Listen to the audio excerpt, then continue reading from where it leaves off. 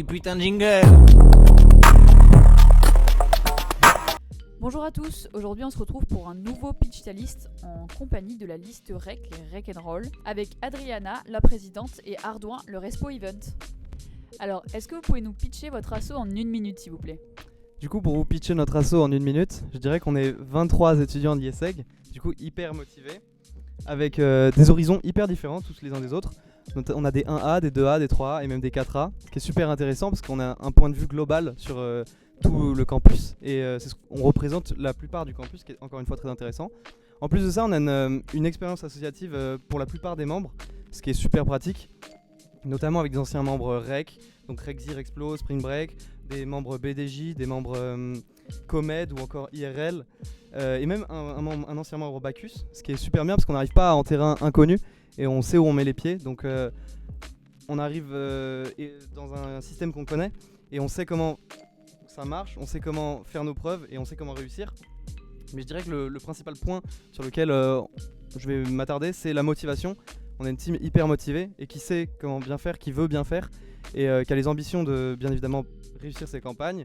On a tout donné, ou on donne tout en ce moment pour arriver avec des sponsors de qualité, des événements de qualité, des photos de qualité et même des contenus de qualité.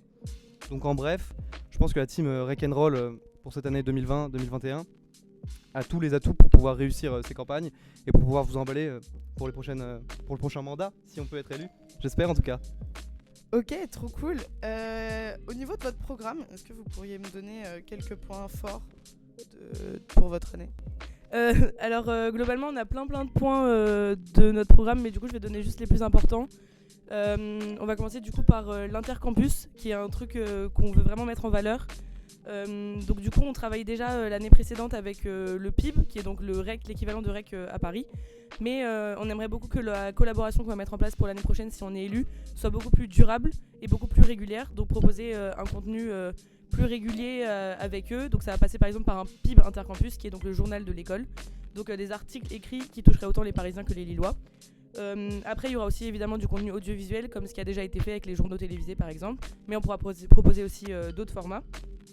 Après sinon pour ce qui est du programme lillois du coup, on aimerait bien remettre donc le journal de l'école, le PIB, un peu plus au goût du jour, parce que il a un peu été délaissé par les étudiants qui lisent de moins en moins le PIB et on trouve ça vraiment dommage.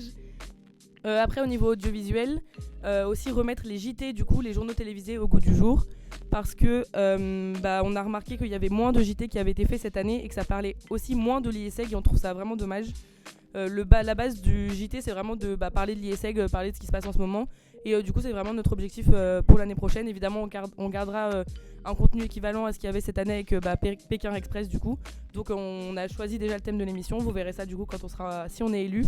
Et après deux autres et derniers points du coup, travailler sur l'accessibilité, donc ça sera plus au niveau de l'événementiel. On aimerait bien que les élèves se rendent compte que le taf derrière REC, il est en fait tout le monde pourrait le faire en soi, il faut juste apprendre. Et du coup aux événements on proposera sûrement des appareils photo jetables. Donc ça sera un REC accompagné de un élève du coup qui aura été choisi préalablement. Et du coup, cet élève-là pourra prendre les photos avec les appareils photo jetables qui seront ensuite développés. Et on fera la différence entre du coup les photos qui ont été prises par les étudiants et les photos qui ont été prises par les REC pour montrer en fait, que n'importe qui peut prendre les photos et que du coup notre asso est accessible et que vous pouvez carrément venir faire nos recrutements ou être REC dans le futur. Et du coup, dernier point très important, c'est l'interasso qu'on n'a pas encore évoqué. Pour ce qui est de l'interasso, en dehors du coup des contenus audio qui seront proposés, audiovisuels bien sûr, on aimerait aussi que les assos soient plus présentes du coup dans le PIB. Donc nous ça nous permettrait de le relancer comme je l'ai dit avant, mais aussi de donner plus de visibilité à ces assos là. Donc tous les mois il y aura des rubriques faites par les différentes assos qu'on aura démarchées. Et donc par exemple si je cite gourmandise, on aura peut-être des recettes, le BDA on pourra proposer l'actu cinématographique, etc. Et du coup globalement c'est les gros points de programme qu'on souhaite proposer pour l'année prochaine. Ok, c'est hyper clair. Votre thème c'est le rock'n'roll et j'aimerais donc savoir comment est née l'idée du thème. Alors on a beaucoup hésité, on a eu beaucoup d'idées. Je peux vous en citer, notamment on avait l'idée initialement de faire Ragnarok, donc un peu thème scandinave, etc. On avait aussi l'idée de faire du Peace and Rec, donc Peace and Love. Et au final, après beaucoup de semaines et de meetings, on a brainstorm de ouf. On s'est dit que Rec and Roll, ça mettait quand même tout le monde d'accord. Et j'en profite pour faire une mini auto-promo ou une promo pour le Pôle Audio qui sort qui sort un épisode de This is Rec. Donc This is Rec, c'est un peu la mini-série qu'on lance pendant les campagnes avec, pour savoir un peu le making of de comment s'est fait la liste, etc. Et il y aura un épisode justement sur le débat entre le nom Peace and Rec et le nom Rec and Roll, donc les deux noms qui étaient un peu évoqués. Et vous allez voir tout ça, mais c'est vraiment pas mal. Et le thème, en vrai, il est quand même très très cool. Au niveau des valeurs ajoutées de votre mandat par rapport aux anciens, donc en l'occurrence les Rexy, bon. Adriana, t'es une connaisseuse des recs, donc voilà. Mais qu'est-ce que ce serait votre valeur ajoutée et qu'est-ce que vous pensez des anciennes associations Alors du coup moi là ça fera la 4e année que je vais être chez REC, donc c'est vrai que ça date un peu là. En vrai, pour reparler juste un peu de ça, du coup il y a une réelle progression qui existe déjà, que ce soit entre les Spring Break et les Rexy et les Rexplo du coup, qui sont les derniers Recs en date. Et du coup nous ce qu'on apporte vraiment c'est déjà le fait qu'on soit une liste. Du coup c'est pas comme l'année dernière une équipe qui reprend l'assaut avec des gens qui étaient déjà là. Bon il y a quand même pas mal de Rexplo qui sont actuellement chez les Rec and Roll, mais le fait qu'on liste ça fait que comme l'a dit Ardouin, il y a beaucoup de personnes qui de base font pas partie de Rec. Donc on a des gens qui viennent du BDA, il y a des gens du club inter, on a aussi un membre qui vient de chez IRL, le BDJ aussi.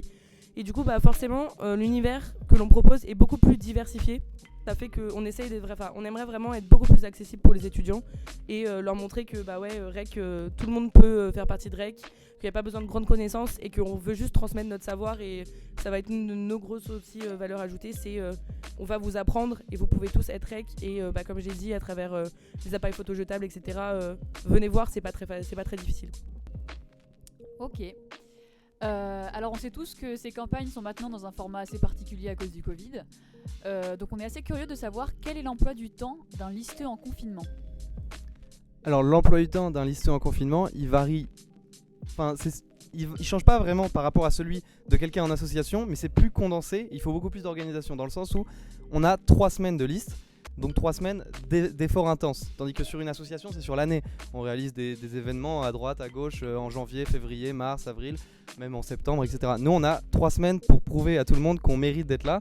Donc, niveau organisation, c'est bien plus. Mais ouais, le plus important en vrai, c'est l'organisation. Donc, on a surtout tout le temps des meetings. Donc, que ce soit par exemple pour les respos, des réunions entre respos avec le bureau, ou même pour les membres, des réunions toutes les semaines avec toute la team pour se faire un débrief de ça c'était bien, ça c'était moins bien, des brainstorms un peu tout le temps. Et se familiariser avec les outils plus associatifs de type Slack pour être professionnel. En vrai, c'est plus d'organisation. De manière générale, je dirais que c'est plus d'organisation. Question surprise, quel est votre plus gros point faible ? Ouais, point faible trop fort.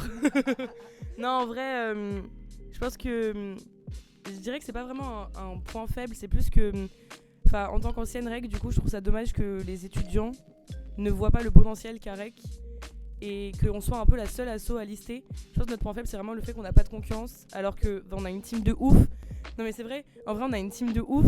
Et genre, on a tellement de trucs à proposer et forcément quand t'as pas de concurrence t'es un peu démotivé et tout. Et en tant que présidente, du coup, mon plus gros travail au quotidien, c'est vraiment de dire aux gens les gars, remettez-vous dans le truc, genre c'est bon, ok, on n'a pas de concu, mais en fait on doit encore plus prouver aux gens du coup qu'on va être élu l'année prochaine, qu'on peut être élu l'année prochaine. Bon, du coup, malheureusement, je pense qu'on est déjà à la dernière question. Et donc, pourquoi voter oui ? Alors c'est une vraie question et en tout cas on aimerait que les étudiants ils se posent vraiment du coup la question pourquoi oui et pourquoi prendre cette équipe là, parce que du coup je pense que vous le savez, mais si jamais on n'est pas élu, c'est l'équipe actuelle, en tout cas certains membres de l'équipe actuelle qui reprendront le mandat. Déjà je pense que le fait qu'on soit la seule liste montre quand même qu'on a pas mal de motivation, parce que du coup on est là et en plus on est tout seul, donc c'est à dire qu'on est vraiment les gens les plus motivés pour lister REC. Et donc je pense que la motivation c'est super important. Le fait qu'on soit la seule liste montre vraiment que on est super motivé, donc je pense que c'est une bonne raison pour voter oui. Au-delà de ça, comme on l'a évoqué du coup avec le programme, on va apporter plein de nouvelles choses qui n'ont pas du tout encore été exploitées chez REC et proposer plein de contenus différents, plein de nouvelles propositions aux étudiants. Donc on pense que REC c'est une asso qui a beaucoup de potentiel et que les étudiants se rendent compte qu'on fait énormément de travail et qu'on a encore plein de possibilités. Donc voter oui, c'est aussi nous laisser la chance de montrer tout ce qui nous reste à faire avec cette association. Au-delà de ça, aussi pareil, on a une équipe avec de solides bases associatives, donc oui, on sait ce qu'on fait, on sait pourquoi on est là, et on veut absolument tout casser, donc on espère qu'on va vraiment le faire, et que les étudiants voteront oui pour ça. Et pour finir, sur une petite touche un peu différente, je pense que notre thème, il est vraiment trop cool, Et du coup, je pense que ça peut vraiment. Non, mais c'est vrai. Je pense que notre thème il est vraiment cool et je pense qu'il y a vraiment pas mal de choses à exploiter derrière, plein d'événements à proposer, plein de contenus qui seront en rapport. Et je pense que ça peut grave apporter un truc en plus par rapport aux règles d'avant. Donc votez oui pour toutes ces raisons-là. Voilà. Merci aux règles d'avoir répondu à nos questions. Et on leur souhaite une bonne fin de campagne. Et on se retrouve bientôt pour de nouvelles émissions.